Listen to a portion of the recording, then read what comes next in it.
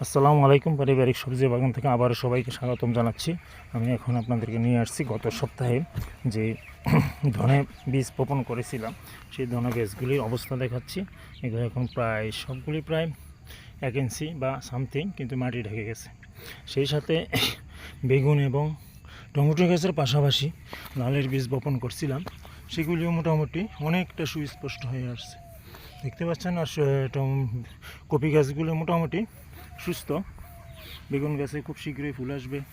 আর সেই সাথে লাল শাক, কপি, বেগুন তিনটাই সহবাসী ফসল। তার পাশাপাশি আছে আমাদের মরিচ গাছগুলি। খুবই অবস্থা ভালো না, কারণ দেখতেই পাচ্ছেন পানি নেই, পানি দেওয়ার কোনো ব্যবস্থা নাই। বালতি দিয়ে অনেকক্ষণ কষ্ট করে পানি দিয়ে গাছের গোড়া ভিজিয়ে রাখছি, কিন্তু এতে কোনো সুফল পাওয়া যাচ্ছে না।